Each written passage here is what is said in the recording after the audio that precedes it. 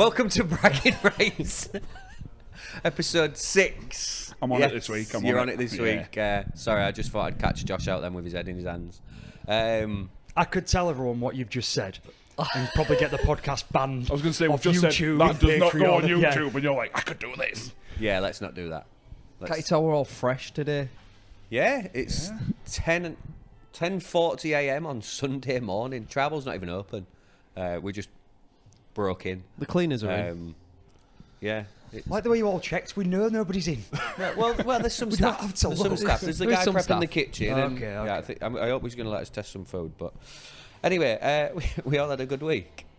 Yeah, it's not been bad for me. I've had a good week. Can't I've complain. enjoyed it. Yeah. I have had a horrific week. Lies. Why? Just lies. We'll get to that in a bit. No, come on. I mean, well, yeah. Let's start off by just saying, yeah, episode 6. This episode's sponsored by Flames of York. We'll tell you a bit more details about that in probably about half an hour. And obviously, yeah, here at Tribal, home of the pod. So, Craig, tell us why I haven't had an awful week. Thursday night, Josh, you'll back me up on this. You were in your element in that East Stand. Was I? You absolutely was. Was I really? There was a smile on your face the whole way through. You was singing, you was chanting. I was singing it. All right, tell me what songs I was singing and chanting. Red Red Robin. Was I? You chanted Dean Adley. I did not. Right, swap places. You clearly need to be over Firstly- there, don't you? The only thing I chanted with regards to Red Red Robin, literally, was shoot them.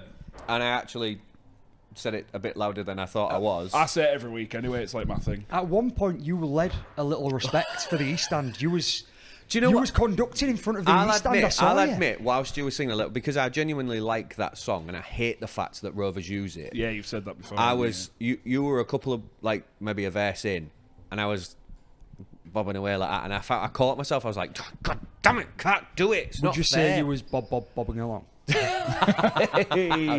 Yes, if you want to say that, yeah. But no, overall, I didn't have a bad night. No, you got a few bits of grief, didn't you? But I got, Not to too be much. fair, I only got one proper bit of grief at the end by that. Can I say bint? Like, yeah, too it's not a late. swear word for me. In front of us, about 5 steps down, and she turned around and she was like, "You're disgusting. It's absolutely disgusting, and filthy that you're wearing that in here." And then I turned round and showed her what was on the Didn't back even of the speak shirt. to her, did you? You just turned around. I just turned around and it said, "Doing this for a bet," and then about 2 minutes later, she turned back. She went, "So who do you support then?" And I just went, Oh, and she just lost her head again. she just went. Like that. That's going to sound horrible. I mean, doesn't it? I was with you for 99% of that night. Yeah. I would say all the heckles, all the jabs, all the people we spoke to took it in a good way. It Yeah. was quite nice walking through Craven Street. Went to get that first pant when lots of people almost like stopped and stared. There was like this confused look, and then as you went past them, you saw him nudge the mate and go, "Read the back. He's lost a bet." Yeah. It was quite nice, it was- really. it We've was- got the shirt, so we can show the listeners. So we We've know got what an we're talking apprentice as about. well, by the way, who's doing stuff over there so that I don't have to do it and handing me things. We won't tell you his name because he might not pass his apprenticeship, but yeah, I on wore a very big trial run. very big trial run. Dean, you seen how big it is as well? 2.5 seasons. Like, it's absolutely massive. I got that for a tenner at the end of the season sale, and it's the only size they had left was a 4XL. But yeah, but it was good, wasn't it? The banter was good. You know, we spoke to a few. We spoke to Adj. Everyone, all Rovers fans probably know Adj, who helps a lot with the Buses. club and with the coaches for the away travel. And he had a good chat with you, didn't you, in front of the East Stand, Yeah. as you was getting a lot of heckles and jibes. It was good. I heard you walked him in front of the East Stand as well. He did point that out to me. I'll hold my hands up on this one. So when we got there, I said to Jimmy, "I'll be nice and we'll walk behind the East Stand to get to Craven Street." And it was an hour before kick-off maybe at this point. And you got a few jabs from a few people that was having a beer or whatever up the back. And then as we come in, it was getting close to kick-off. I said to Jimmy, no, we go this way. And then I just walked him in front of, at this point, it must have been 7:45. So it must be like, you'd say 90% full at that point, maybe a few stragglers in the toilets in the bar. Yeah. And that's when the heckling and the booing really and you came. sit at the north end of the East Stand at the north end of the East I'm Stand. So you like have the to walk the first full section. length. Yeah. Yeah, it was... It was planned. To be fair though, I got some heckles, but there was no like proper like. What malice was this? No, there was. It was all good good faith, a bit of banter, and Showed yeah. one of those things we love about rugby league, that you can have that. And, you know, at the end of the day, I do take my hat off to you for doing it, because, you know, I'm sure there was some nerves and it is a bit awkward in your black and white shirt. I said to Dean on Monday after doing the podcast, I was like, I'm actually getting a bit twitchy about it. And I think I said to you on the way to the game that I was getting a bit twitchy about it. And obviously I was. Like, I was going into behind enemy lines, We wasn't I? get twitchy going to watch good rugby, honestly, mate, and you're not used to it, so... Just in case we have a bad performance. Yeah. And so Yeah. the only person now that's in trouble is Dean. Because Yes. you didn't come along, and we agreed that you would come along last year when he lost the Predictions League. Can I, to be fair to me, What if I said no? Can I Tough. just... No, you Tough. can't. tough. You offered me no. a ticket Tuesday. Yes. You said a spare ticket had come up. At that point, there was no spare tickets because you always sell out. There's plenty of space in that my East End, by the way. daughter. I had my daughter on Thursday, and I was doing the dance run, so it's something I couldn't get out of. So I'm not getting into the whole sold out And debate all over again. if it So I'll weren't for lose my me, head. there'd have only been 2 of you there anyway. No, you're right. So I was going to say that. So you have redeemed yourself by being taxi one way for Craig so he could make it. And so, yeah. Do you know what I found as well? So I'm going to call Craig out on this. So Craig's lift decided to cancel. Is that right? Yeah. Should have I tried found Uber it if Lyft wasn't working. quite shocking, Craig, how easily you were just about to roll over and not go to the game. Well, to be fair, I said to Laura on Friday, 2 days ago, I said, is it bad that I look forward to going to away games more than I want to go to home games? Because it did get to a point and I was like, yeah, I genuinely can't be bothered to go. I'll just watch it on telly. I'm the same. I'm the same with FC, and I'm the same with City. The amount of times I'm pestering him to come to City with me on an away day, because it's just better. Firstly, we only ever win away, but it is just Like better FC. away. Yeah, like FC. Yeah, it is better away. I see your point. I think that there's a bit of a hassle in some ways going to your home games. Even though you know where you're going, there's a bit of like a routine to it. And there's the same faces. Especially when it's on like a Thursday or a Friday night, even though we like those games rather than the weekend ones, or I do personally. There's always a bit of a rush involved. You're finishing up from work, you're rushing to get there. This time of year it's getting colder. It's not like the nice sunny afternoons when you can go and have a couple of beers before. It's always on TV now. You know, we won't talk about the coverage and how good or bad it is, but it is always on TV. Whereas in a away game, you get that excitement, don't you? Especially like, say, if you go on the same coach, you have the same group of people. Whereas when I tend to go, I move around a bit. I go on different coaches, sometimes drive, sometimes train. So I have like a group I go with, but not 52 people on a coach. There is that, and you have the same people you drive with to the away games for the all games, don't you? And I do understand your point of view of that. There is that excitement to an away game where you sometimes almost would prefer that, but it would never stop me going to the home game if I've got the choice. Yeah. Appreciate you was let down for a lift, but yeah. Well, the away games for me as well, my lads just started showing a proper interest in it. So went to Wakefield last week and he's coming to St Helens on Friday. I've took him a few times in the past and it's been maybe a bit too young for the further away games like your Warringtons and your St Helens, but he's been to like the Wakefield, the Castlefords, places like that. But yeah, he's showing a lot more interest in it now and a lot more understanding about the game, and I can sort of do what I did growing up with my family. Like, even though they're all fans, we still spoke about the games that were on TV. We spoke about rugby league, tactics and things like that. And he's starting to understand. So for me, that's like a massive thing. Whereas at the home games, he sits with his mum in the north stand, whereas I'm in the east stand. So yeah, away games just better for me. Yeah, that I was really shocked. Well, not shocked, but I was a bit confused because about halfway through the first half, Craig just turned to the north stand. He was like, just waving like a madman. I'm like, who are you? What Salford fans do you know that have turned up? He's like, no, it's my lad. That have turned It's like, what? Yeah. Why didn't your lad sit with you? And yeah, He likes to sit down. so do you. Well, yeah, but To be do fair, that I all- could have done with sitting down. I could have done with my feet were. Was you blown away by the good performance? Yeah, well, yeah. Knocked you off your feet, No. you'd say. No, I was in a bit of pain, wasn't I? But yeah, it is Yeah. what it is. That was good though. Should we move on from your night out? Yeah, let's see if the apprentice is any good. Yeah. And, 1st big test. We'll touch on our sponsors. Are we ready? Yeah, cool. Yeah, so we're sponsored by Flames of York. They offer a range of wood burning stoves, gas stoves. They can do media walls with fireplaces built into them. They do gas fires. electric, then they've got amazing offers. They do full design and installation with you, with the installers at your house. And they're at Layerthorpe, 37 Layerthorpe in York. It's YO317UZ, and there's parking out front if you need to get there. And you can find them at www.flamesofyork.co.uk. Are we back on? God, this apprentice is alright, isn't he? He's doing all right, isn't he? Yeah. He's not getting paid, though. He's got a drink out of it. Yeah, he's got a drink out of it, yeah. Stop making noise. He just lets himself down, doesn't he? He was does, doing yeah, so yeah, well, and then yeah. immediately... This is why we've not announced who it is yet. This is secret producer. We should have a game, see if people can figure out who it is. What's that ITV show?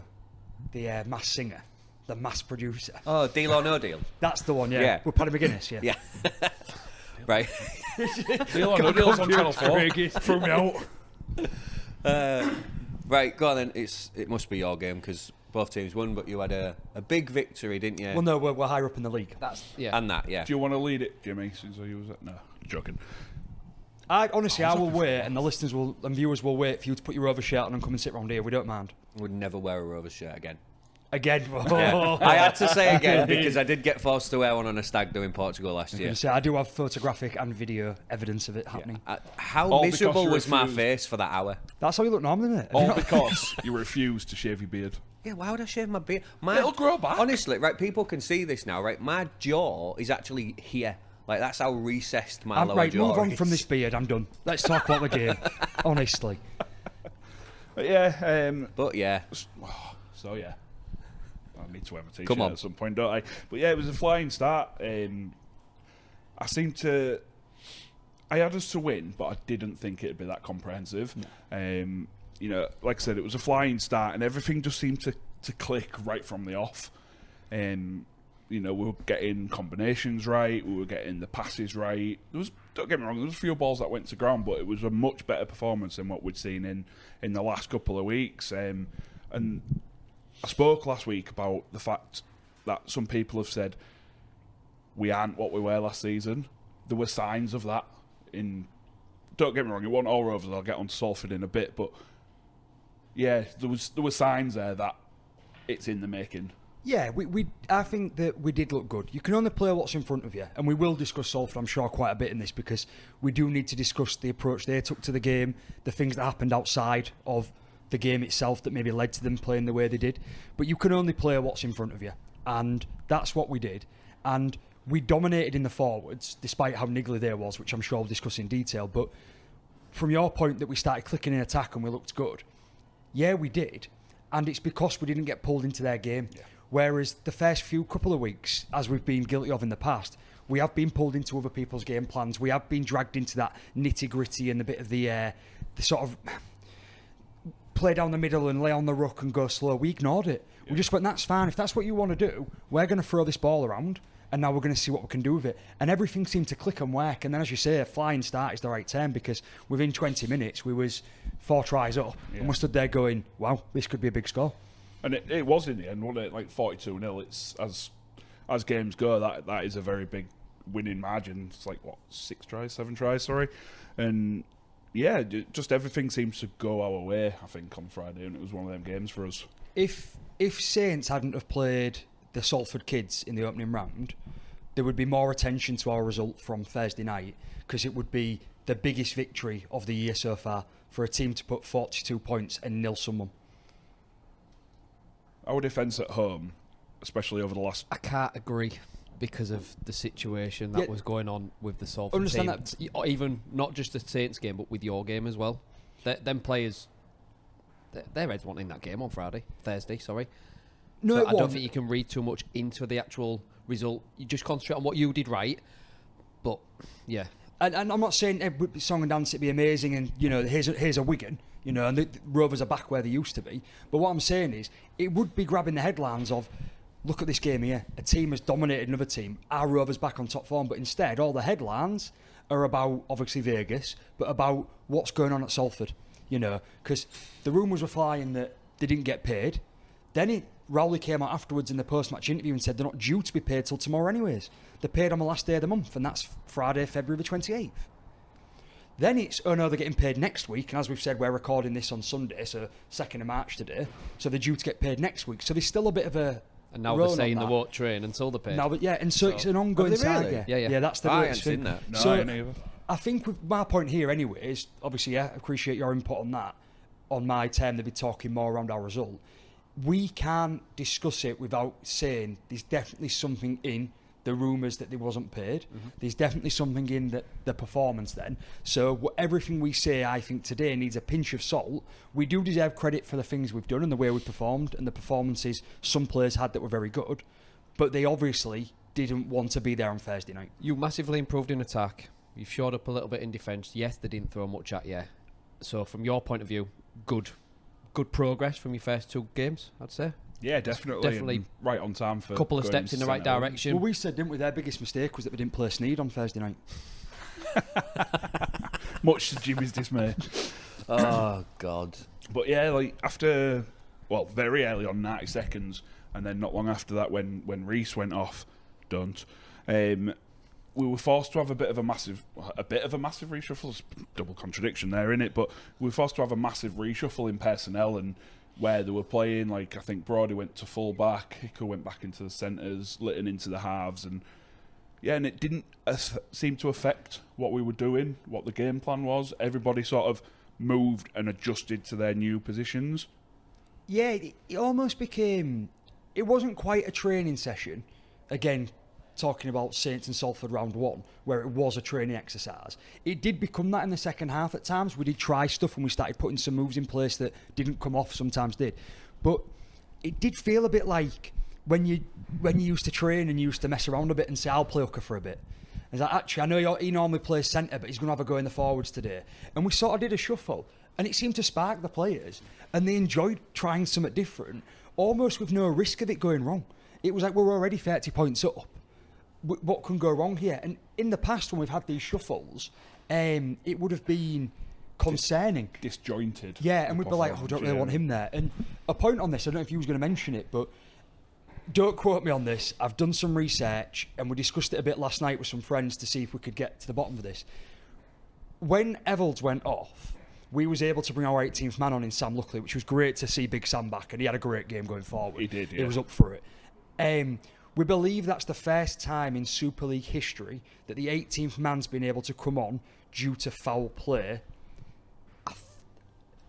Don't quote me on this either. I think it happened last week in the Salford game because of Salford Leeds game because of Brodie Croft. I'm not sure. Couldn't tell you. This was what we couldn't get to the bottom because we thought there was an example from last year, but then it turned out it wasn't due to foul play. It was due to the free head highs, so free head assessments. So it wasn't foul play, it was just that 3 players had, because I think 2 players clash heads on one team. Right. So they had 3 officers allowed to bring one on. That's happened once or twice. And then online was reporting that this is the first time, but I can't find any more. So regardless of whether it is the first time or not, it just goes to show one thing. A couple of things. First of all, how rare it is. And number 2, yes, I'm a bit biased because it's for us. What a great rule, because yes, we was very unfortunate Evans was injured so early on. But it's only fair in my eyes. It absolutely proved its worth. He was injured by a high tackle. I actually think he did more damage hitting his head on the floor. Unnecessary high tackle as well because he was going down. And then we would have been, we wouldn't have benefited from anything there. But instead we've been able to bring the 18th man on. And I thought, there's a rule that's come in that you probably don't see that often. And it just shows sometimes when a league is doing something right and for player welfare. Yeah, it's one really difficult thing is playing a man, obviously, a man down or an interchange down, and especially when it's not your fault and it is foul play like that. I agree with it. I liked it. I think The Apprentice was actually talking about it pre-game about using the 18th man and all that, and then he obviously was about all game, wasn't he? About how good it was. But I agree, it was really good. We actually discussed, didn't we? I think the 4 of us, or I don't know if it's me and you at the point, about we could see Luckley warming up. And it was, this is great to see him back. It was me, I think. Was it me? Was it me and you? He's warming up, this great to see him. He's got no strapping on his arm. He seems to be in good spirits.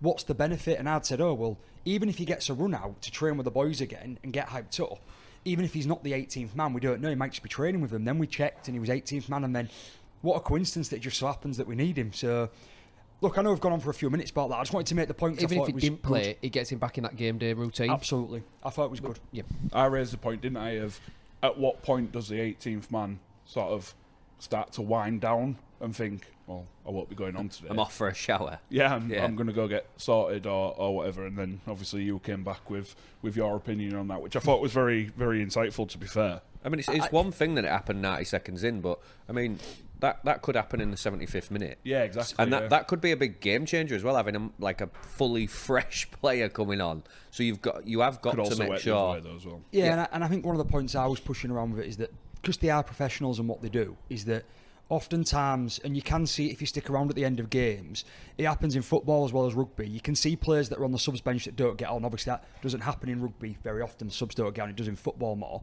But players that don't have a lot of minutes or players that are the 18th man, they will then go and do work on the pitch afterwards. They'll go and do some laps. They'll go and do some sprints. And I'd said, from my point of view, that if he was the 18th man, I wouldn't be surprised if you don't get game time, you'd find them in the gym on site afterwards. So if Big Sam hadn't have come on, you'd probably find that he'd have kept himself warm all 80 minutes, because now you can come on at any point in the game. It's not just in the warm-up, as we've proven in this game.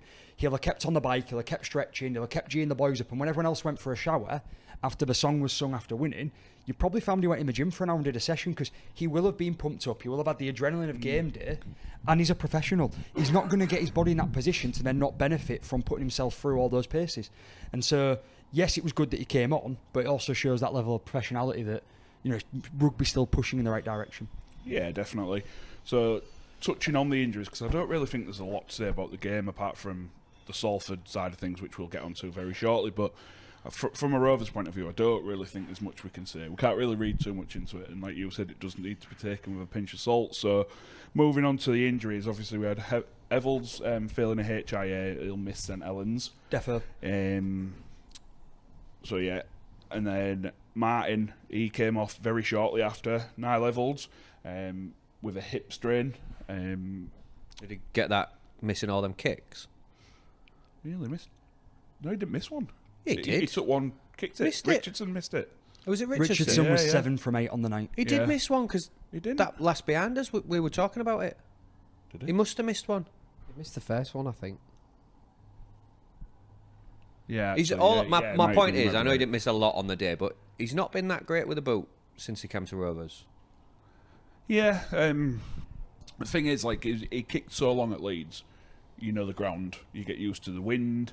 You get used to the conditions. It's a totally different ball game at Craven Park. It's You've not got- the nicest. You've place got the to wind kick, coming is in it? off the docks, and I'll be a broken record if I talk about the win from the docks again. I speak about it every week, and Thursday night was probably the nicest it's been for a while. It Yeah, wasn't I'll that be bad. I'll be quite honest, mild, I was actually. stood there and you were like, oh, it was quite mild, and I was stood there shivering. Yeah, it was cold. I was like, I'm not used to this. You're not used to it. That's right. Yeah. At the risk of sounding a little bit arrogant in this, I don't care. We was ripped off and written down last year because Hickle tried to kick in the first game, and it was Rovers will do nothing because they don't have a recognised kicker, and we still went to a grand final.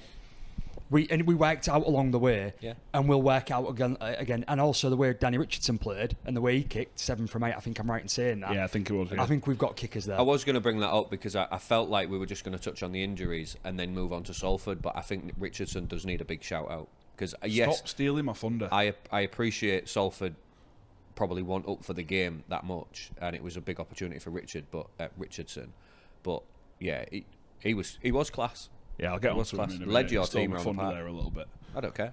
I was there as well, you know. I get a say in this. No, you don't. Us Yes, I three do. Rovers fans get to discuss it. We're a triangle now.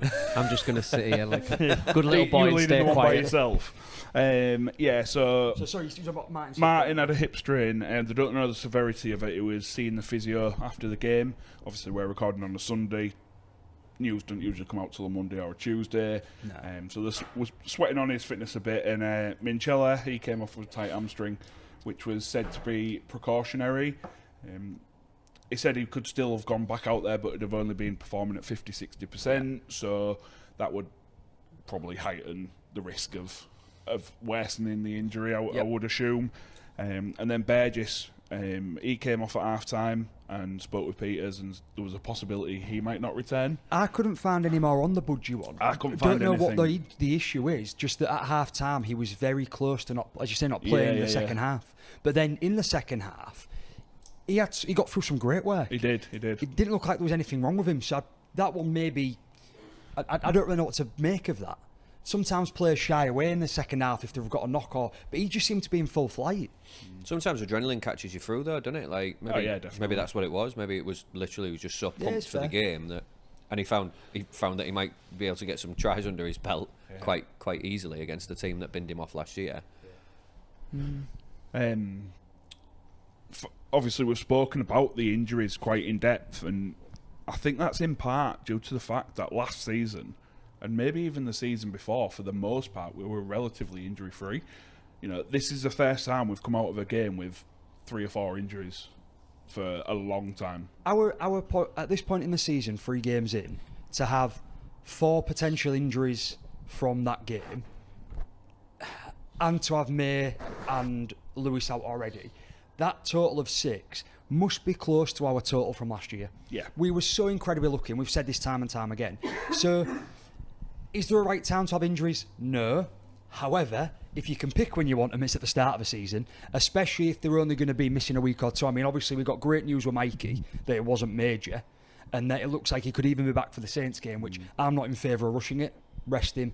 Let's see what happens. Season's too long to be rushing players back in but February, definitely. March. The fact that we've gone from it could be really, really bad to he could even play next week is nuts. But we have been unlucky this year, but you take it, it's the rub of the green. What about May? He's also due back next week. I think May warmed up as well. Yeah. On Thursday night. I meant to comment on it to you at the time, saying, why is May out? He's not playing. And that's what got me thinking about Luckley training. I said, well, who is the 18th man? So I think he's okay, and he'll definitely be back next week. Would you play him? Yeah, at centre.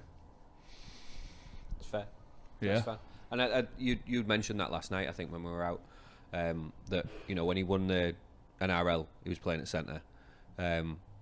I think you've got to find somewhere. Either don't play him or you've got to find somewhere else. He's so good under the high ball. He is a potential attacking threat.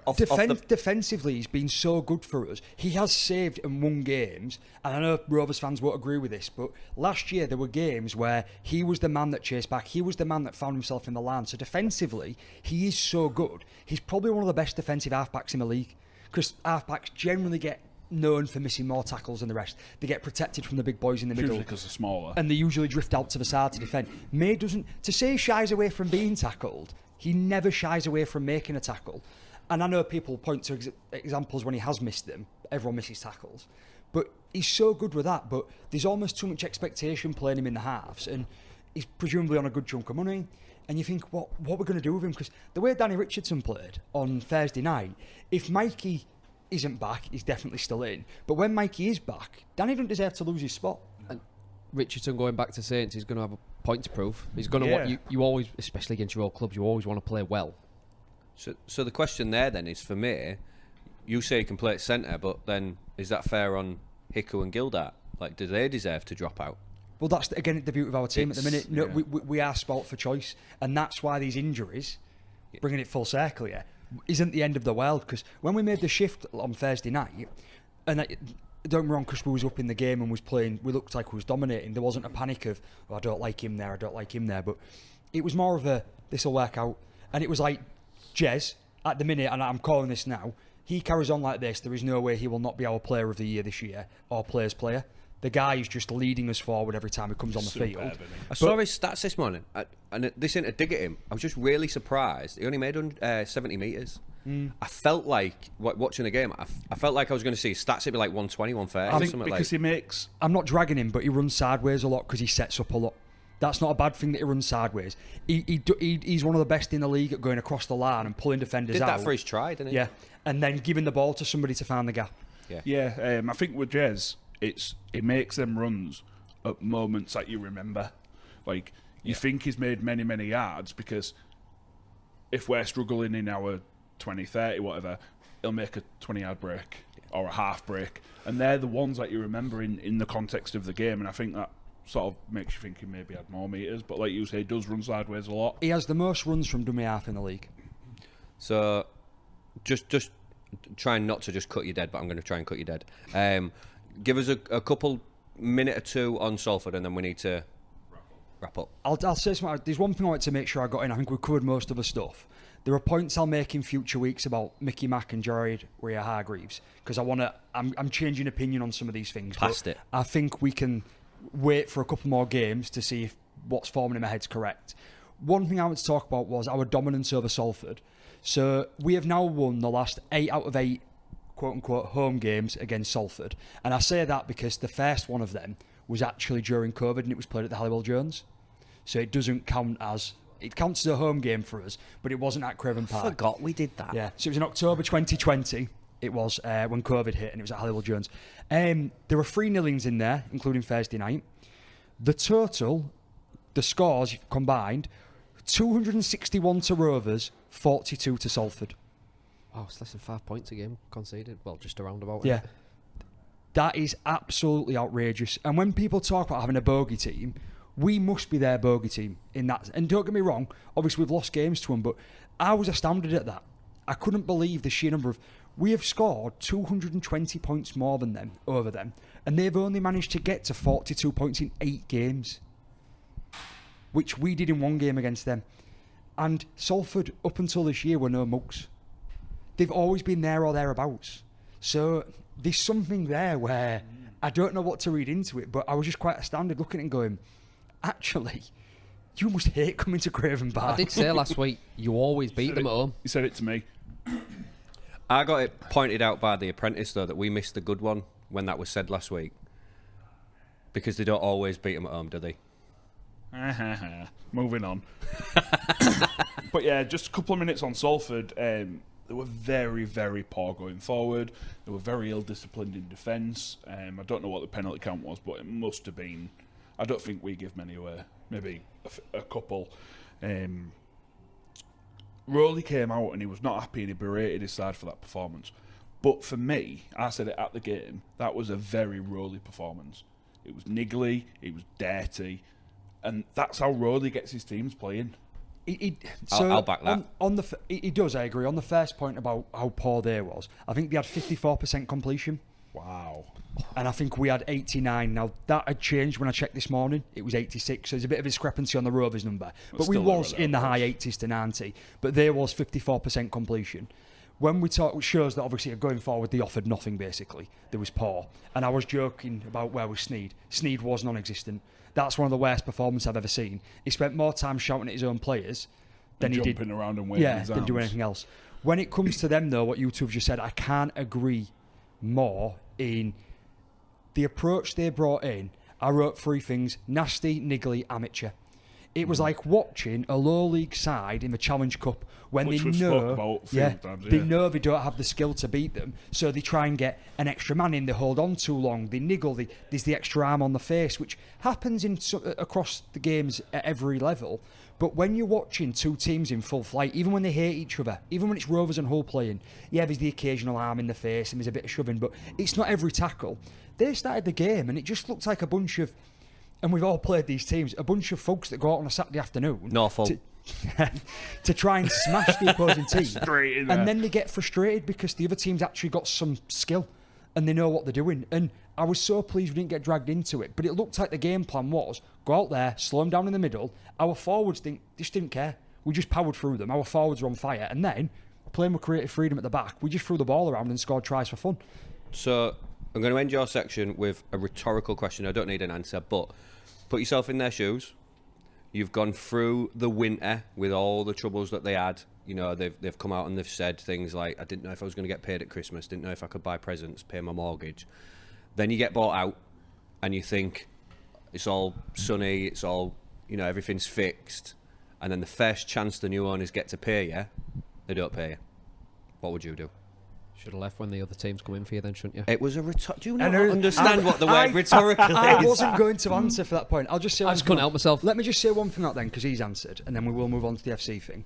Unless Craig wants to add something. One final point. The second half. Craig needs to touch on the second half, yeah. Absolutely fine in what you're saying.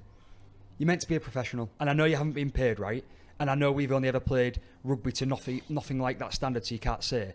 Am I as hell going out and not giving a toss and not playing at all, you're more likely to get an injury and you might as well not turn up. And I don't believe that group of blokes, all 17 that played on the night, made a pact and agreed that they wasn't going to play hard. I think that some of them couldn't give a toss and was pissed off about it. And I think that some of them just kind of got caught up in the sort of vibe of the rest of the team and were really struggling, but we're giving an effort. I don't think that 17 blokes just turned around and went, this is our protest. If he was really going to protest, grow some balls and don't play at all. Yeah. If Mr. Kipling didn't pay my wage, I wouldn't turn my laptop on. Like, so, you know, if Mr. Salford didn't pay my wage, I wouldn't have got on the field. So, anyway, so do just into you the have something you want to say? I've got 2 tiny little points. First one is Sneed. He backed up my point that he goes missing when he doesn't have a pack to play behind. Or money. You can take the money into it, you can take the money out of it. At the end of the day, he went missing. Simple as that. His job is to lead his team around the field. He did not do it. Yeah, again, I'll come back with the argument I did last year. You give me any halfback that plays well. But they do. Behind a There beaten are pack. some that at You least need still your try. It might not halfback come Cleary. off. Forward. There you go, Cleary. You need Who a else? forward pack to lay the platform for you Lewis. to play your game. I knew you'd scoff like that, but Lewis does. If we're in a hole, he ups his game and tries to dig us out of it. Even it might be single-handedly, and you're thinking that's not the right thing to do, but he's still putting that effort. But you've had a good pack for the last 2 or 3 years for him to play behind when Lewis No, is... but what I'm saying is when our pack hasn't performed on their off days. Your pack has not played as bad as that Salford No, pack I'm played not saying as on bad as Thursday. that. But I think if Lewis was in that Salford team, you would have seen 100% more effort than what Sneed put in. I don't think he would. No, I think If he I was think in against Salford's Still team got and he hammered. didn't get paid over Christmas and then he didn't get paid at the first chance with the new owners, he wouldn't have put the effort in. Whether it was subconscious or whether it was planned, you wouldn't put the effort in. I worry that we're seeing the end of Sneed. I think that he's still got the skill and the quality, but I worry that he's going to bounce around a bit now because Salford don't seem to be sorting this problem out quickly. And we know he can still play well, but it only takes a few bad games and a bad season and go on, and then if they aren't getting paid, he's going to go somewhere else. And the longer we drag on to the season, the less likely someone's going to pick him up. You'd love to have him back at Hull from what he can do. You haven't got the money to sign him now, or if you do sign him, who are you going to replace? Abdul. We still ain't got a replacement for Abdul. That's true. And I was listening back to some stuff because I was organising some of the old recordings. One of the main things I said when Abdul left about Cust coming in is we still need to replace Abdul. That's fair. But how long does this drag on for? Like, if you get... Are we about this segment? Or if you get 10 weeks into the season and you're playing really well and you win 4 more games and you're like, actually, Hull's doing all right, and then he becomes available, do you upset what you've got going? Do you sign him then? You just bring him in. If he him? fits the group and he's what Cartwright wants, then you bring him in like any other player. And I worry that he won't fit any of them groups and Salford will be at the bottom. So we'll we see. can only judge it Anyway, if and when the time comes. 3 from 3, start of the season, first time ever for Rovers in Super League. Tough to go 4 from 4, but doable. Let's touch on Tribal. So this week we've got the obvious. We've got LFC playing Lee on Thursday, 8 p.m. kickoff. That's going to be live at Tribal. All of this is live at Tribal, obviously. Then we've got OKR away at Saints. That's going to be a tough one, I think, for Rovers, but I think we'll touch on that in a bit on our predictions. That's Friday at 8 again. Then we've got Tribal Fridays, where effectively every hour is happy hour. They've got some great offers on drinks all day long. And then, what we got next? There we go, Super Sunday. 12 till 6 every Sunday. They've got a roast dinner, dessert, a house drink. That's $21.95 for adults, $12.95 for kids. And then the last one is the repeating one. It is 15% off for pass holders of both Hull FC and Hull KR. And Craig's disappeared, but we're talking about FC now anyway. So you upset him. I upset him. Why? You wouldn't let him talk about KR. You had like 25 minutes. You two just kept jumping in, interrupting, talking about Sneed, and he's had enough. Dummy out the pram. That's not new for Craig, is it? He's not even here to defend himself. I feel bad for saying that. Oh well. You can start. I'm drinking. I think we got away with one on Friday. Did you watch it? Oh, right. I've written 4 points. My top one is, was FC good, or did Huddersfield throw this game away? Or was it a combination? I thought it was 2 relatively below average teams playing. Fair. Yeah. But I walked away from that, and I'm not going to go along with the whole, win's a win, because, fair enough, a win is a win, but that's not my main takeaway from this. my main takeaway from this is, and it's the same as, could say the same for the Wigan game last week. If we'd have played our 2024 team against that Wigan team last week, they'd have beat us by 80, 90, 100 points. If our 2024 team had played Huddersfield on Friday, we'd have lost by 20 points. We found a way to grind out meters, grind out a try, from a bit of luck and a really good read from Harvey Barron, but we found a way to stay in that game. It shows what you can happen when you stick in the ground, and we've got a group of players now that's showing what you can do when you're close knit, when you want to fight for each other, and I think that's what got us through on Friday night. Nothing special, far from it. We was dominated in field position against a pack that wasn't that great. It they're seems a bit like rudderless Huddersfield at the minute, aren't they? Seems like a really weird thing to say, but I can't remember the last time I could look at an FC win and think we were the worst team, the best team lost. And I actually look at that and think that's a massive positive, that we beat the better team. And the only way you beat the better team is by staying switched on mentally, by staying in tune as a squad mentally and driven as a squad. You can't do that unless you've got that. And that is this victory is bigger than it seems for me. It is testament to the work that Cartwright, Lasty and Grixie have done with them players, mentally and physically, in the off season. And I think it's massive. Take this with I've said this already once, but a pinch of salt again. We said at the end of last year, said at the beginning of this year, we've said a couple of times now, your expectations for the year, you want to see that cohesion, you want to see the team playing together, you want to see the players playing for each other. And 3 weeks in a row now, you said you've pretty much had that. Mm-hmm. Even in the Wigan game, which was a bit of a slaughtering, right? You've had that, right? And when you feel that way and your team's doing that, you almost feel like you do get the bounce of the ball, the rub of the green, it goes your way. For instance, the Martin try in the corner. It was a nice try, it was well set up, but I've seen them not given. That is a fingertip on the ball in the corner, right? And for what it's worth, I'm happy with it being a try. I think it was. I'm not going to dispute that. At the time I said try. Yeah. At the game, I didn't think he would give it. Yeah. It went up as no try, I believe. It went up as no try, and that's why I thought it would have been given. But when the team's got that energy in that field, it does feel like things go your way, and it isn't true. Everything is 50-50. But when you're winning, it's the same as when you're playing rugby. When you're defending set after set after set, you feel more tired than the attacking team. But they're just as tired. It's because they're getting over the line or they're driving forward and it's more fun for attack for most people. But you don't realise that because you just feel like you're under the cosh. And that's how you obviously felt all last year. You was under the cosh. All of a sudden it feels like those things go your way now. And that tries a perfect example for me of how your season's starting to go. That they are going to be close wins. But that desire and that win and that extra effort to get that ball down, even whether it is on one fingertip, shows how far you've come. I think it's quite impressive, really, even if it is only Huddersfield.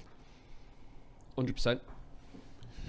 Just to touch on what Dean just said about the forwards getting rolled a little bit, even though their pack wasn't the best. I think that's down. I was speaking to a colleague of mine yesterday while I was at work, and it's down to your size down the middle. I've got this here. So you've got SAS here, really. We are lacking.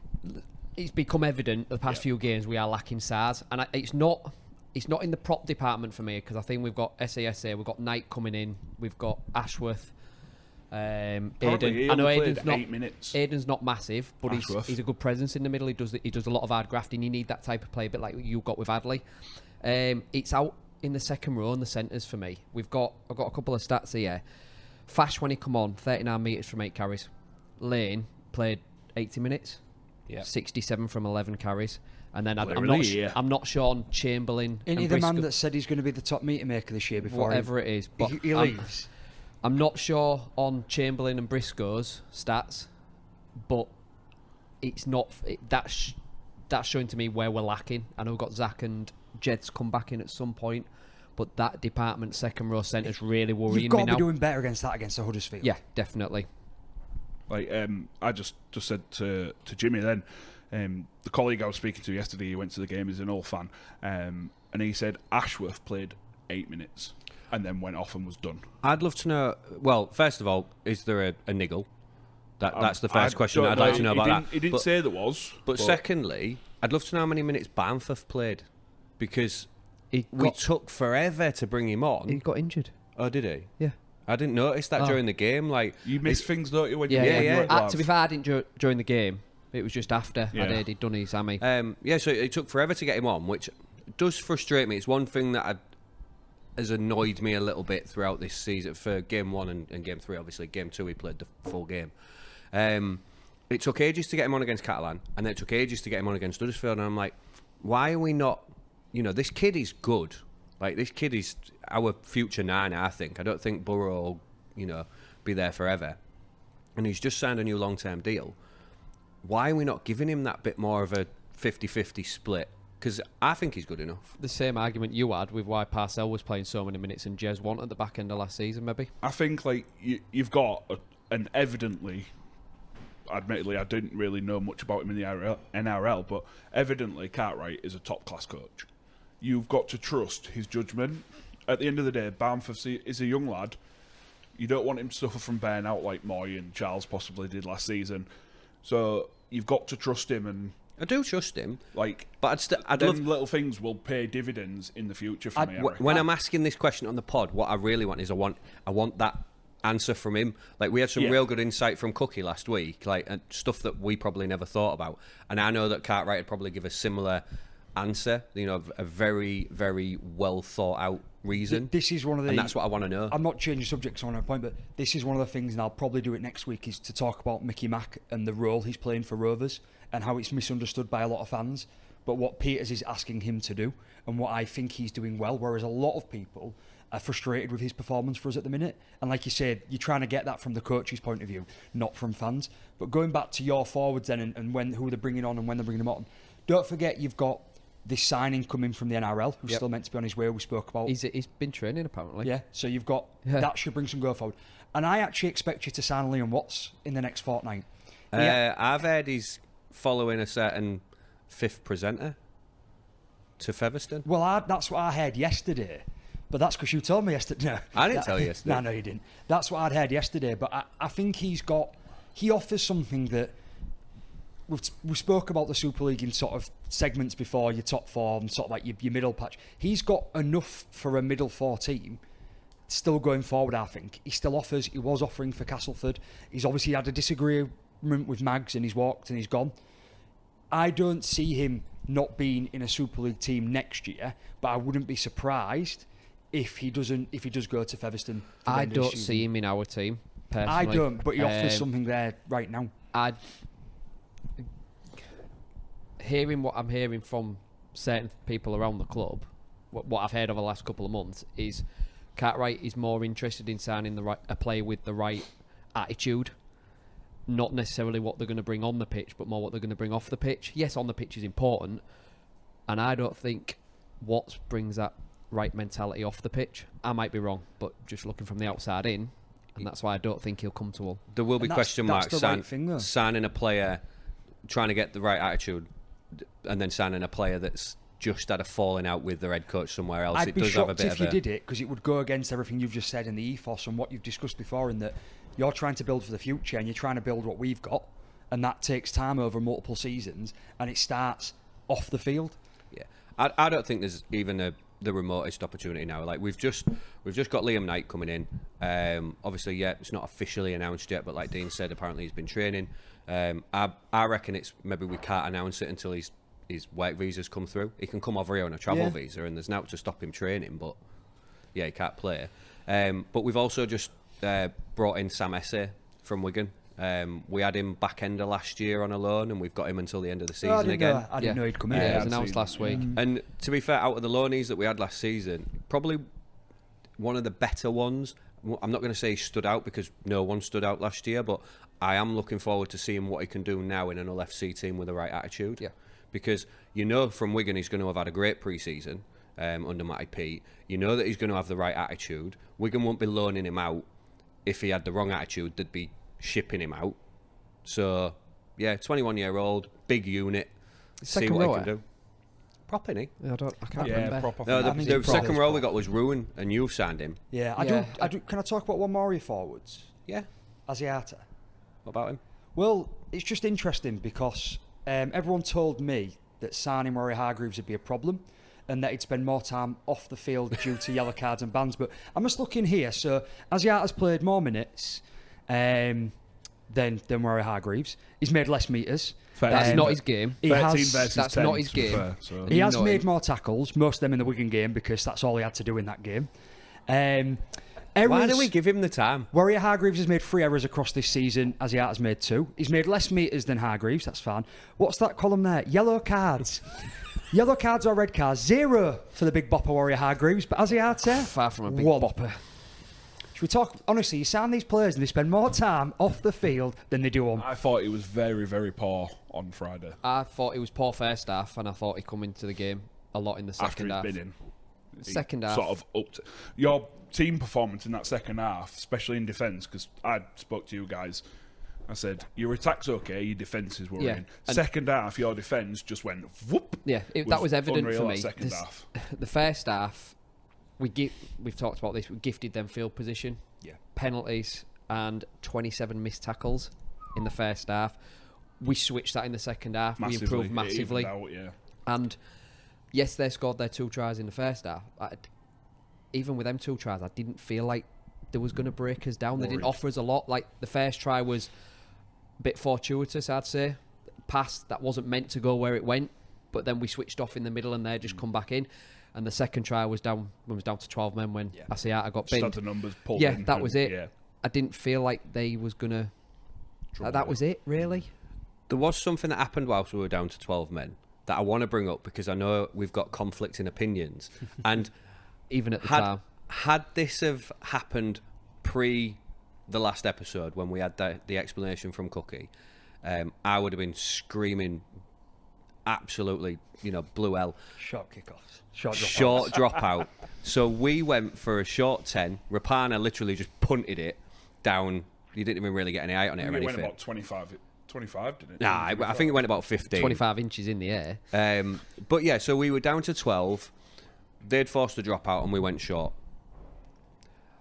After listening to what Cookie had said last week, me and him had a conversation in the stadium, me and Dean, and I was fully behind it. Well, I was like, that makes sense. If you go big, you go for a normal dropout, you'd then be defending with 10 men in your line, 2 at square, because you've got a man off the field. Yeah. And everything Cookie said comes true there. Yeah. If you get the ball back, fine. If you don't, you then get 11 on your line, because you've still got to have 1 at square. Or Can even... you not go down to 1 square marker if you're down to... Yeah, that's what I mean. So 12 men. Not just in your own 10...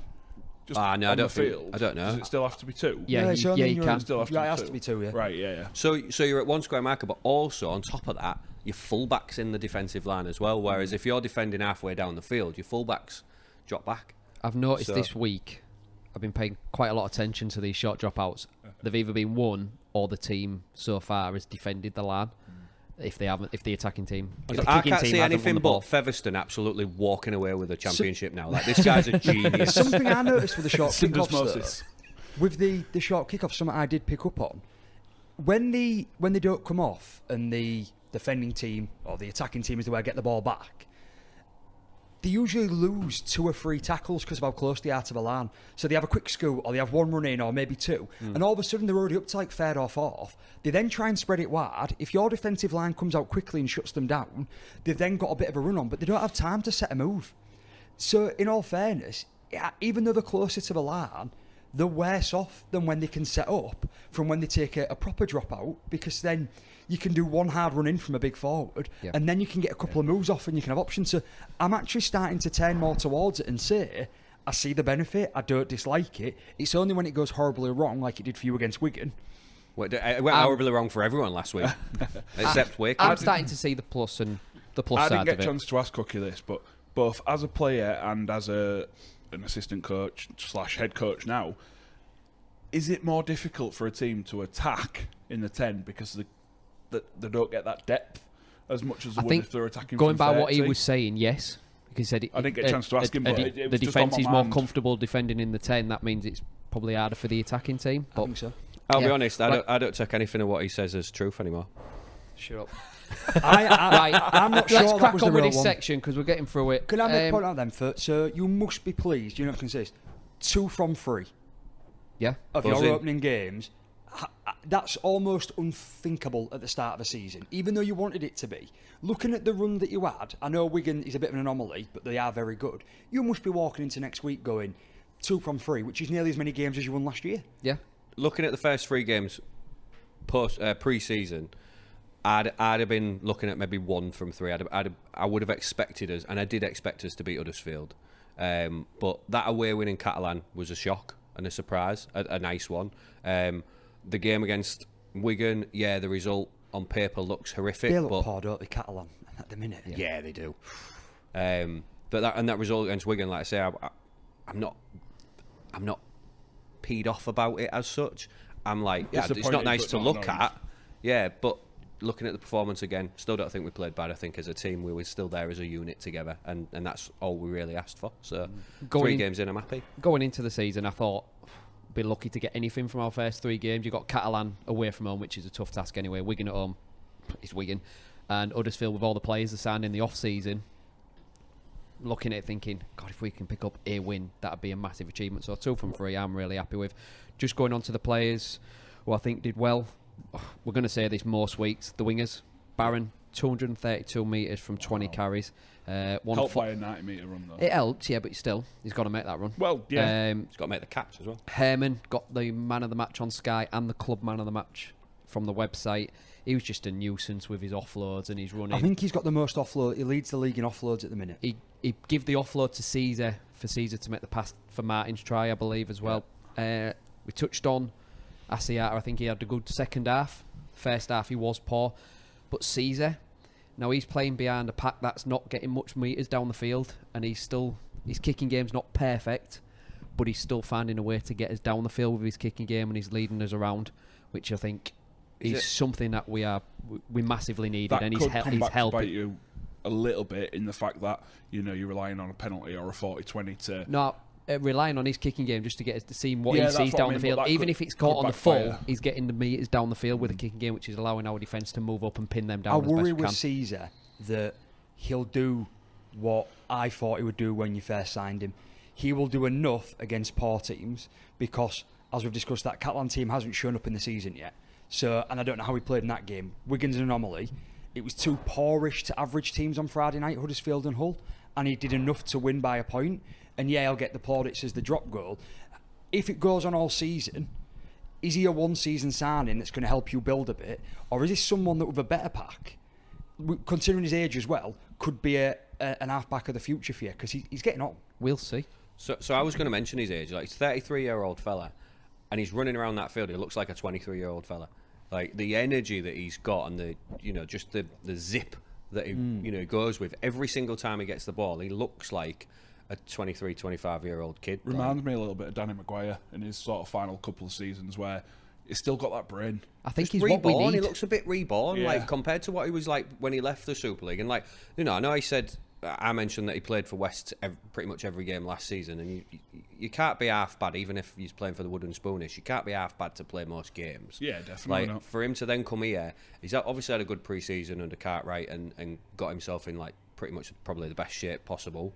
He does. He looks like a kid. That new start, can't he? That fresh start. Other side of the world. He's in there. Life's always almost a bit easy. It's not easy packing up your stuff and moving. It's not. And it's not easy bringing your family across, etc. But, excuse me, it is when you get there and it's, here's the house that you're living in. Here's the car that you drive to the game. This is where you train. This is what you do. We'll help you set up and meet friends. These are the school your kids go in, all that.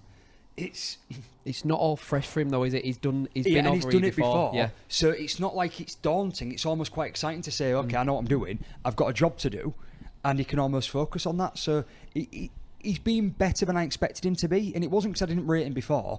His age worried me. Yeah, which is fair point to make as well. 2 more shout-outs for players. We've just bagged him a little bit for his meters made, but I thought Brad Fash made a difference on our right side of defence when he come on. That right side looked really suspect. Cust, Chamberlain, Briscoe. And when he come on for Chamberlain, he seemed to shore us up in defence. And the other thing, which will go overlooked by a lot of people, because people say it's his job, the pass from Burrow to Sezer, the 15-metre pass, inch perfect, right into his hands. It give Sezer that extra split second just to set himself. put him under no pressure just to slot that drop goal over to win the game. Looked like he had hours. He his did job, because of the wasn't it? pass. Shut up, Keeney. Because of the pass, it was inch perfect off the deck. Yeah. So shout out to him. It was a very, very good Look, it pass. was crisp. It was nice. Yes, it is his job. Yeah, no, and that's why I said joke it. intended. But at the same time, it's in a very. It wasn't under a very sort of pressure cooker situation. It was in like 72nd minute. Yeah. So it wasn't at the end when the game was in the balance, but it still had to be right. It still had to give him time to do it. It was a well executed drop goal, and yes, he's supposed to be able to do that. That's what role he plays, and his passes should be crisp. But he still did it well, and I think you're right to give him a shout out for it. It might be different though if that was the 79th minute and it was still 10-all. And that ball had to come out. I think you do benefit from that Like being. you just sorry to interrupt you, Jimmy. You just said it seemed like he had ages. Yeah, that also happens when they're not expecting it because they're maybe not expecting it in the 72nd minute. I was just going to say that is going Third early tackle, on I think. in the minute count, not closer to the 80. You've caught them off guard a little bit. Nah, I don't think we'd caught them off guard. They knew what we were going for. You could tell. What, that early? Yeah, because Reckon? they'd already gone for it. Oh, that was, They went for it. That's a joke for another day. That goal attempt, wasn't it? Yeah, but for me, it did make it a lot easier, the fact that, like Josh said, he's not in a pressure cooker environment because, and I know everyone mentions this, there's no atmosphere in that stadium.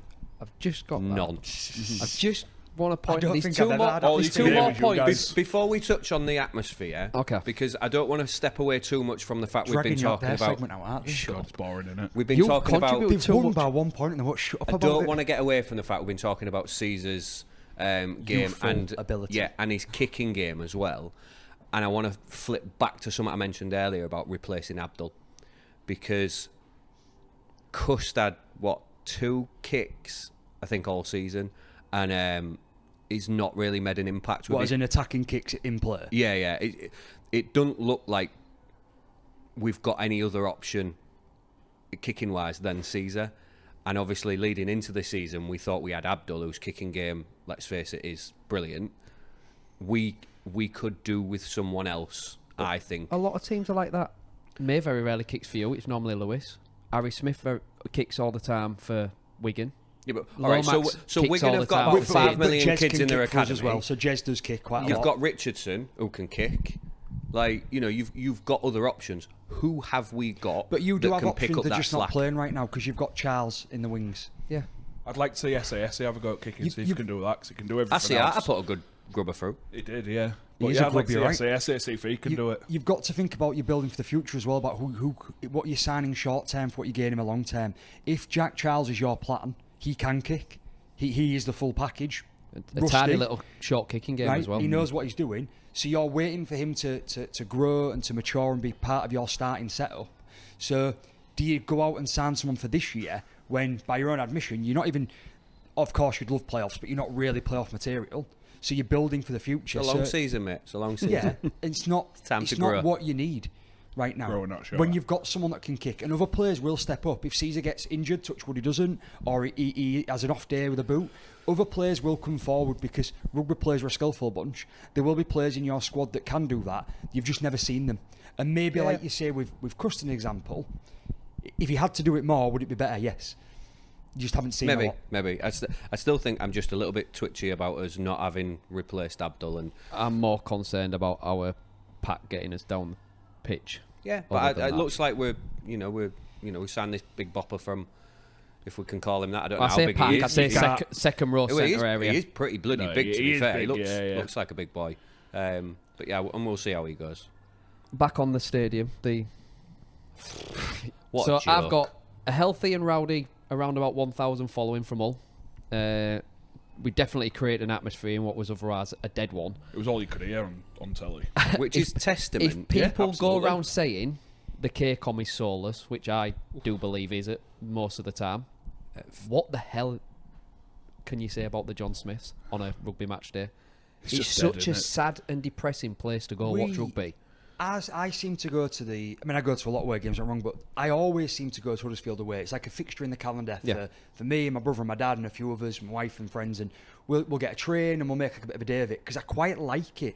I like around it. I like a lot of the pubs you can go in. Train station, The train 5 minute station's walk. closed. Yeah. It's it's quite nice to be there, but it's ruined when you get to the stadium because K-Com is soulless. Yeah. MKM. It really is. Yeah, just in case anyone's watching. The circle. Where they rent and are allowed to play every now and again. You know that stadium that's got all the big black I've and already amber, digged on it, but I called it soulless. You don't have to add to it. Come on. You'll see a big Tiger badge when you walk in. Apparently a rugby team plays there. I do think it's soulless, but it isn't, and I will say this now, it is not as bad as Huddersfield. Huddersfield, it's like walking into a funeral. It's worse now because I don't know if you've seen any or if you could see any of it on TV, but it is now so much more prevalent that it is a football stadium as well. Because historically, it's kind of been quite neutral.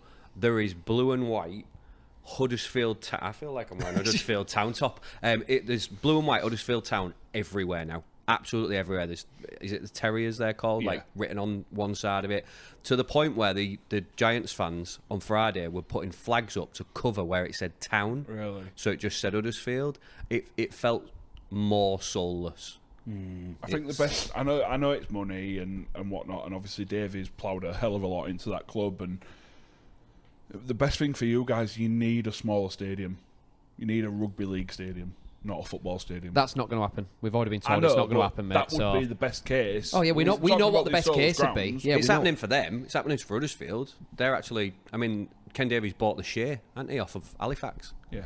And he's moving them there until he can find somewhere It's in not Huddersfield. confirmed. He has bought them. No, but it's not confirmed he's moving Huddersfield there. He's been word of it. That'd be perfect for them, the size of that. He's already Yeah, it said would be. it in an interview. There was a write-up on Love Rugby League. He's moving Huddersfield to Halifax. Until such time as he can find land in Huddersfield to buy. Yeah, irrelevant whether it's official or not official. Blue Giants. It's the right thing to do. Yeah. And you do suffer from that problem as well. The stadium is too big for you, right? It is. I don't want any FC fans coming on saying, "Oh, we can sell this many." When we get a crowd like we did last week, which I know's not every week, but then it can feel like home and not feel too big. It is still too big. It's But it is too too big big. too often, and Yeah. that's the same problem Huddersfield have. They never ever get its capacity. It never feels like it's got an atmosphere of vibe because they never actually get enough bodies in there. I think they to don't make have it like a feel- big rival as such, do they? Like, we've got the Cross City They've just derby. got a big core fan base. They haven't do. They don't have a big anything. Wigan and St Helens playing each other. You know, that's when you see these big grounds and they're absolutely rocking and they're amazing. But The thing is, though, I mean, Salford's ground isn't exactly that big. And they ain't got a big core fan base. And they still don't even make much of a row in there. it still I looks disagree. better. Salford do make that place feel like home. And I didn't say they didn't make it feel like yeah, but home. I said they they've got don't make much of a noise. I disagree. I think they do make It an still atmosphere looks down better there. on TV rather than seeing 15,000 empty seats, 20,000 empty seats or whatever. It still looks more full than obviously it's a small stadium, so it's going to sort of stating the obvious there, but it looks better and it's a better vision of rugby league than what On the seeing TV. on the TV. Yeah, Even when you're in the ground, like sometimes it can be hard at a place like not for us necessarily, but teams that come to you, say a Castleford or a Wakefield, for example, who don't have the biggest away following. No, but I mean, like, not compared to like us, you guys, Leeds. Cass normally bring a decent following to us. Yeah, but there has to, what Craig's saying is there has to be a level, Yeah. and if you're best away travelling in the league, both our clubs are up there. They generally are. Saints travel quite well. Seems travel away quite well. Yes, they do have good travelling from Castleford, for example, but they aren't to our level. And because they're on a downwards turn, they're not up there. So you have to have that level somewhere. We're not saying they're poor. You're just saying that they don't bring as many. If they take 800, we take 1,600, you know. That's the way it is. Oh, well. Fair enough. Yeah. We just a couple of injuries before we move on. Chamberlain failed his HIA, so he's out next week. Deneve hamstring scans this week, so he could be missing on Thursday because we play Thursday. Jed and Zach have a chance, and we'll see about Knight. Yeah, so Later on in the Knight's week. all dependent on I suppose the visa. only But he other hasn't point- he hasn't had a team all pre-season, so it depends. It's not just how fit he is. If he's up to where match he's How at. does fitness, he gel Yeah. with it? The only point I was going and to is make... his body up for contact yet? Yeah. So This is true for both teams as we're closing off both games. We obviously don't know about any citations and about disciplinary because it is Sunday morning. Oh, yeah. So Yes. that will be something that may happen after this and you'll tomorrow. know about this when it goes out. Yeah. You'll know about that when this goes out. By the time this goes out. Good. So Yeah. done. Done on that. What's... Didn't they drag that out? get out. Viva Las Vegas. That was longer than ours. Admittedly, I didn't watch it. I watched a little bit of the Wigan game. I watched it. I've been following the build-up quite a lot as well during the week. What do you mean you want allowed? I enjoyed... I'd not long been home from work, so... I enjoyed everything about it apart from the game. Yeah. I enjoyed the build-up. I enjoyed the atmosphere. I enjoyed how Sky were trying to promote it. Did you enjoy seeing Brian Carney in an Elvis outfit? I love seeing him go on the roller coaster. Got people talking. Yeah, absolutely. I particularly loved the way Sky Sports pushed it. So I'll tell you two things I saw all over Twitter was everyone was sharing, all social media to be fair, how they was talking about on Super Sunday last week. And Mika Richards was like, "Oh, I'd like to see the Leeds Rhinos there because I like them." He started a Leeds chant as well, didn't he? Yeah, that was great to see. But what I saw as well, which I was quite impressed by, I watch a lot of golf. A big golf fan. They always talk about other sports when there's a little break in play. And this afternoon you can watch the Derby, Man U vs Man City or whatever. They mention Super League every day on Thursday, Friday, and Saturday when I was watching the opening rounds of a DP World Tour. When it went for the first time and they were saying this is an exciting one. So Sky Sports, we do drag them sometimes, but they really did put some effort behind it seemed. So I did enjoy everything about that. I loved the fans that were over there. We saw a lot of different fans. There's a fair few Ulland Rovers fans out there I've seen. 11,000 apparently made the trip from these shores over there. Pretty good numbers. Yeah. And I'd still argue that actually a Hull and Rovers derby over there, we could beat that on our own. Definitely, yeah. But my point being is, given all that, as great as it is, I actually found the game itself a bit boring, despite all the tries and the scoreline. I hate seeing empty stadiums like we've just discussed. It's embarrassing. There was so many empty spots, and it just felt like, on the one hand, a good advertisement for the sport. On the other hand, it wasn't the best game of rugby to watch. And maybe that's me just bashing it a bit because I wasn't impressed, and maybe it was good, but I couldn't think of better games to have showcased what the sport's about. The thing is, it's difficult, isn't it? You think, yes, they've been out there for like a week or so, but they're still adjusting. You know, they've flown all that way. It's not necessarily going to be the best quality game. You're taking in a lot of different factors into consideration. Both words from the coaches before the game was keep it simple. And I think the travelling and everything that they've done, that comes in that results in that trying to keep it simple. So, oh sorry. No, go on. You're right. So I was going to mention the stadium after we were talking about Huddersfield, and it doesn't look good with it being an empty one. I was going to say the few times that I'll disagree with that is when it's played at a neutral place. So like Magic Weekend, when you've got Hull versus London last year, for example, the stadium would have been practically empty, but you kind of disregard that because you're playing at a massive venue that's massively oversized for the singular fixture that is happening. And we said last week, you said you'd go in early to watch the game. I said if I was an NRL fan with that Australian mentality, I probably wouldn't have bothered, and that seems to be what happened. But there was a good amount of Wigan fans behind the sticks. That is the one exception. That where you saw that Wigan fans, the hardcore contingent they had, that did look good. A couple of Raiders fans with them as well. A couple of Canberra fans got in because I think they were the game after, weren't they? Yeah. There seemed to be quite a bit of green mixed in with the cherry and white. Red, white and blue. Saying what you've just said, you wouldn't go in if you was an NRL fan. That was evident because once the New Zealand Warriors Canberra game kicked off, the stadium, especially that lower bowl, looked very full. I think when half an hour later, when the Wigan game finished, it wasn't. I think in terms of the game, I did watch the game. I don't think it was the best spectacle overall for Super League, but I think Wigan just showed a lot of people, and Harry Smith especially for me. I know Bevan French got man of the match, no, Smith was good. But I thought Smith was and very good. That therein lies the problem. It almost contradicts what I'm saying. You want the best teams out there to showcase what you can do. You send arguably, definitely 2 of the top 4 teams in our league. Some people would argue they're the top 2. You know, going on last year's finishing, Warrington were third, we were second. Regardless, they are there. Wigan are something special. We know that. We know how good they are. You want them out there. You know they can travel well with numbers, but you know they can turn up for big games. But also, you know you're going to get something on display that people enjoy. So, on the one hand, I'm sort of like, no, it'd be better if you sent, I don't know, Warrington and maybe Saints in a closer game, or a Lee who might turn up. But at the same time, of course, you want Wigan there. So I am a little bit sort of caught in the middle between, I just didn't enjoy the game that much, despite what was on show. It just felt a bit. I don't know. I'll tell you my ideal for next year because. Well, before you go into that, it has been confirmed. No, go on. There will be a Super League presence there next year. Good. And there might be a World Club Challenge game there. Right. Maybe. So, what I was going to say is, I would think if the, and I know we spoke about this before recording, if the timings could work out, it would, for me, it'd be 2 Super League games, 2 NRL games, and a World Club Challenge. I'd go one of each in a World Club. You don't need 4. I think 5 games is too much in a day. Maybe it is, but then maybe you could do it over 2 days. You've got to consider as well that you're probably going to want to put one of the women's games in there as well. So like they had last night, didn't they? Or today, as it may be. They had the England women's and Magilla-Roos. Was it a game? I don't think we need to... Well, they played cricket by looking at the score. Yeah, I thought they were playing against Bins. That game kind of was worse than... Like what you're saying, with Wigan running away with it so much, it kind of didn't put us in the best light. I'm not arguing about the score and whether it's right or wrong or what people's opinions are. What I'm saying is, current climate and inclusivity and how we're trying to grow the game, we're trying to reach different areas. We're probably not going to go anywhere else and only have the men's game on show.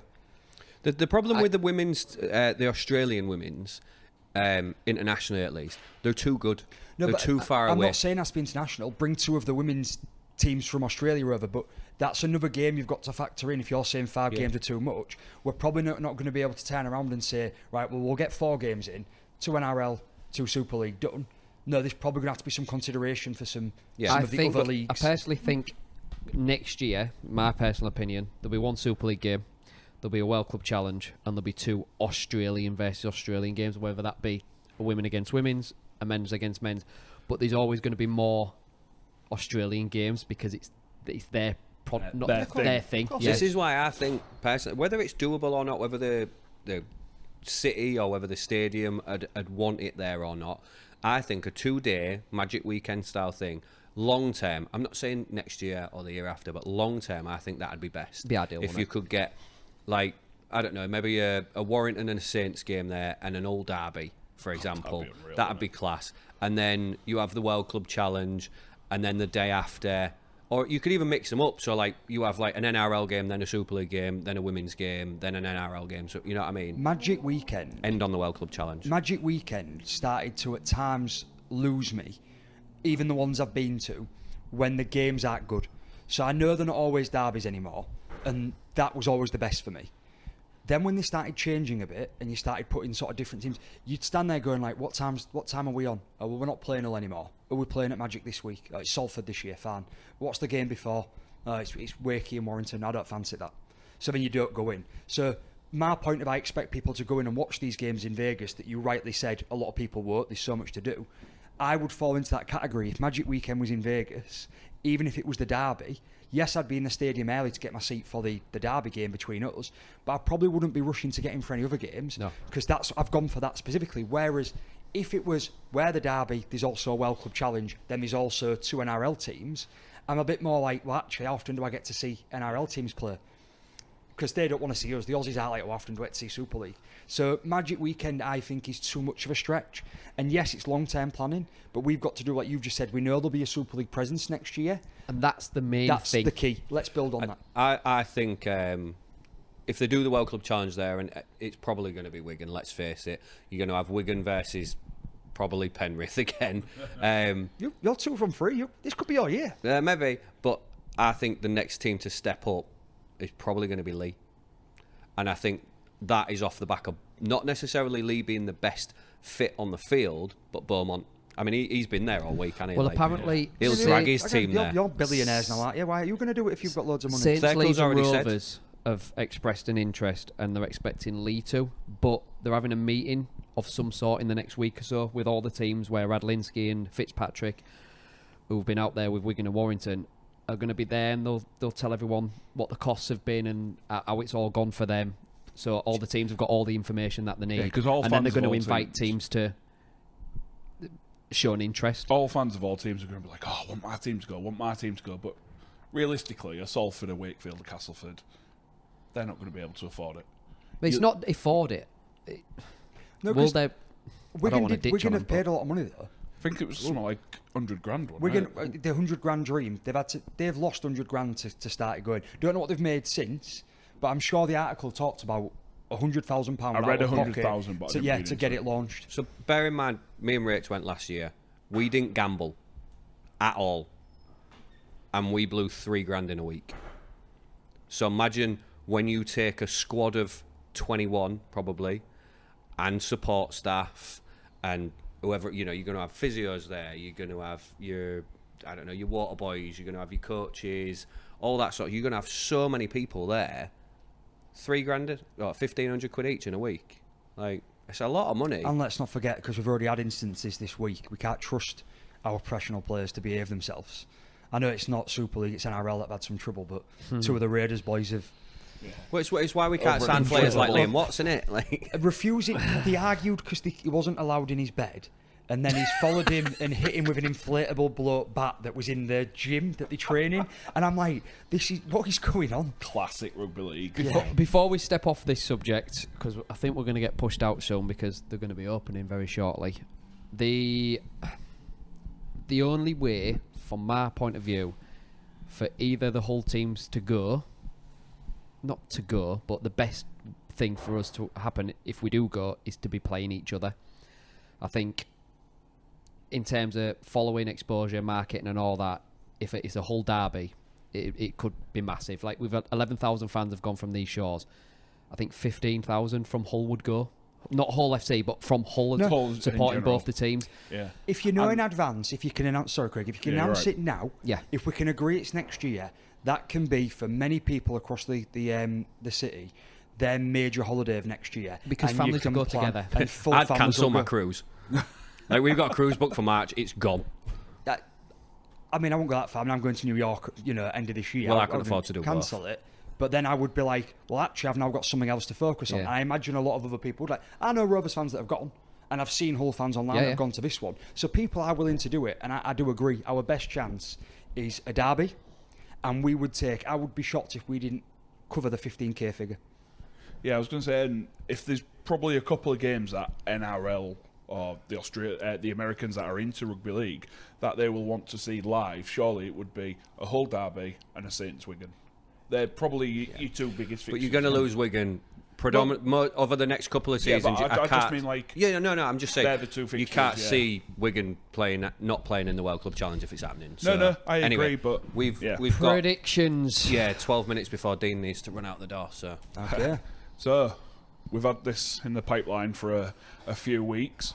Jimmy has delightfully created this for the... I like the way you've showed him the side that's got nothing. I'm going to go He's going for a sexy reveal. I am. Sorry. Leave me alone. Okay, fine. It's a process. So, anyways, the bottom placed person in the Predictions League this season will reveal the bottom place out of us. Sorry, will receive this. It's a wooden spoon. It's got our little sexy logo on it. I don't know if you'll be able to zoom in later. Or Can you see that, Apprentice? Do I need to get closer? No. I'll get closer. You'll get closer. Show the fans. I thought you his the legs 1 week out. I don't want you to wrap it round, and you have. So, you see that there? Yeah. There we go. So we've got that, and then... Is there anything on the back? It's not on the back, is it? No, it's where I got it. Can you see it? Yeah. There we go. This Apprentice has got a good thumb. So yeah, the bottom place person out of us four will receive that. So watch this space. Laser engraved wooden spoon. That's the best £3 I've ever spent. It's free delivery as well. Don't know how they make any money. Must only cost them 50p. Man, Maybe. That'll make them money then, won't That it? was a real good point to make when we're trying to wrap up on for time. I didn't expect him to take that long. But anyway, what's the first fixture of the week, Craig?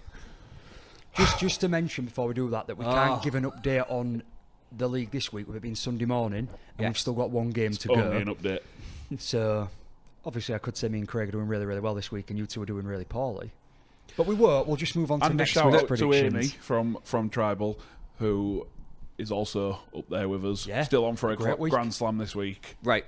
In the next 60 seconds, we need to clarify something. Out of us four, to decide who wins and who loses, out of us four, because there's a bit of misunderstanding. I thought it was exactly where we are in the league. Dean thought we were going off of the same rules as last season. You get a point for a win, and that's it. So what are we doing? I believe we agreed that it would be as the app does it, as the league does it. So the extra points that you get count, and then at the end of the year, it's just generally where you land in the league. I thought that was the case as well. It was. I'm outnumbered then. 3 against 1 in it, yeah. So Dean's going to have to put more effort into his start taking his his I was margins. just going by the results. Yeah. That was. So It is very close though. Honestly, we're up near the top. You're sort of middle to bottom of the pair here, and there's like 5 points in it, and we're 3 rounds in. There's a long way to go. It's a long way. Still 24 rounds anyway. to go. So first fixture of the week. God, my mouth this morning is Hull FC versus Lee at the Circle. I've gone for an away win. I think it'll be very, very tough. It'll be a close game, but I think Lee will just have that little bit of extra edge just to tip them over the edge, so I've gone for Lee. I don't think it'll be that tough. I've gone for Lee, but I think there'll be 2, maybe 3 tries in it. I think they'll pull away towards the end. Before I give my prediction, if we are going by them rules, we all need to start giving our points on the pod. Our winning margin. Well, no, because we're on the app. No, No, we need to say them. We've now. got to start saying them. All right, okay then. Oh, okay. Not now. We'll start from next week. Start from next week. Okay, fine. I think Lee. Yeah. In that case, then I've got Lee by 6. I've got 16. I am Dean Lee. Away. I think based on the fact that no Hull team, aside from Rovers, has won at the MKM for about 8 years, I'm going to go with Lee. So is that Lee A or Lee B? What? You got Lee A, Lee Leopards, and then you got Lee B, Hull FC. Shut up and carry on. So is that all 4 of us clean Such sweep an for Lee? idiot. Yeah. Carry on. Come on. This is why I prefer Dean. Castleford versus Salford at Castleford. I've gone for Castleford. Yeah, I've gone Castleford. The way Salford are falling apart, you just can't see them getting Yeah, together. I've gone Cass. I've gone Cass. And then probably the fixture of the round, I would say, and I'm not saying that just because we're in it. Top 2, Saints versus Rovers at St Helens. It tore me this one, but I think I've gone for Saints just to nick it. This will be the divider on this week's fixture. I think I'm going for Rovers. I've gone Saints. Just. I'm also going Saints. It'll be close, I think, either way. Oh, it'll be a cracking game. Hopefully. Anyways, Catalans versus Leeds over in the south of France. I've gone for Leeds. I think Catalan are very poor this season, so. Whilst they are poor, I've gone Catalan. I just can't see them losing 4 to open the season. And back at home, I think this will be the one to turn them around. I've gone Catalan. I think Leeds have got a few niggles or injuries in the spine department with Croft, Frawley and Cameron Smith out for around 10 weeks, I believe. So I think Catalans will bounce back, especially at home. Similar reasons to Dean. I think full strength Leeds, the Leeds would have done it, but yeah, Catalan. Fair news. Right, the returning teams from Vegas over this last weekend, both at home. Firstly, we've got Warrington versus Wakefield. I've actually gone for Wakefield in this one because they've been very, very good in their opening first few fixtures. Warrington, again, Dean, you alluded to it a few weeks ago, the jet lag coming back. So I've gone for Wakefield. I think this was a tough one. If Wakey was at home, I would have gone Wakey. I'm giving it to Warrington because they're at home. And I also think that they wasn't terrible last night, and they did bounce back when Wigan let the foot off the gas, to be fair. There's still some quality in there, and Big Sam doesn't suffer fools gladly, so he's going to be getting into them, and I expect them to bounce back with a home win. My prediction changed last night. I've gone for Wire. I believe Sam's going to get them up for this. They're going to be stinging from last night. It looked like they was a bit embarrassed, and rightly so. They've gone all that way and got absolutely hammered, so I think they'll bounce back next week. Absolutely. What was Jimmy's word? Tonked, yeah, they did. I actually guessed the winning margin exactly, 24 points. On this fixture, though, similar reasons to Craig. I'm going for Wakefield purely because I remember how bad I felt when I came back. Yeah, same. And how long it took me to get back. And you didn't score any tries either, did you? I didn't even play a game of rugby, mate. And but yeah, I think it's always either coming back this way than it is going that way anyway. Yeah, I mean, it's no bother going that way, to be fair. Because you're gaining time going that way. Wakey that way you're losing. Wakey have started off well. Yeah, they got a bit of a beating with Saints this week by 20 points, but I still think Wakey are a solid team, having come up. There was still very in that game though. Wakefield. They weren't ever out of it. Two teams just made a lot of errors. I know we're not discussing their game, but that was not Saints were great and beat Wakey and Wakey were hanging in. That was two teams made a lot of errors and they looked evenly matched in parts. Saints needed to turn on, some of the star power, and muscle through in time. So Saints aren't all they've cracked up to be just yet. Touch wood, they aren't going to hammer us now next week. But Wakey are still showing some quality. So it's a tough one. So you've gone. I've gone Wakey. He's gone for Wakefield. And finally, final tie of the round: Wigan versus Huddersfield at the JJB/DW. I know I said about Warrington struggling, coming back, but I just think Wigan, they're just robots, aren't they? So I've gone for Wigan. Yeah, Wigan. Wigan for me. At the Brick Community Stadium. That one. I reckon Wigan could play the kids and they'd still beat Huddersfield. So to be fair, Wigan could stay in Las Vegas and still beat Huddersfield. I think Wigan will play. Not the kids, but they will play quite a few. There'll be a fair few players. I've took the opposition into account with that one as well, whereas obviously Warrington's opposition's on the bit tougher. But also the size of the squad and the quality of the strength in depth that Wigan have got, like Josh said, I think they will rest some players. Yeah. Whereas I don't think Warrington have got the luxury to do that as much as Wigan have. So yeah, Wigan. Thing is, Wigan have got them points on the board, haven't they? Warrington have got to play catch up. So I still think Wigan will tonk Huddersfield. The word I saw last night was referring to the England and Australian women's games was shellacking. Good word. Wow. England women's received a shellacking. Just before we finish up then, we have referred to it, we've alluded to it. Just want to say congratulations to our 5th member from last week, Paul Cook, on getting the head coach job at Featherstone Rovers. So, yeah. The one he didn't want? Yeah, so he says. You're getting an inbox later or tomorrow. Good luck. He's not coming back. Good luck to him. Yeah, good luck to him. Good luck to him. He speaks in riddles, but that's today as well, isn't it? They've got Keighley in the 1895 Cup today. So who have also just lost their coach, Jake Webster, I believe, left. Mutual consent by all accounts. Yeah. Is it ever? Well, that's for them to know and us to find out. Yeah. You can't break up with me because I'm going to break up with you first. It's not you, it's me. On that note. Yeah. On that note, see you bye. See you bye. See you bye. See you bye.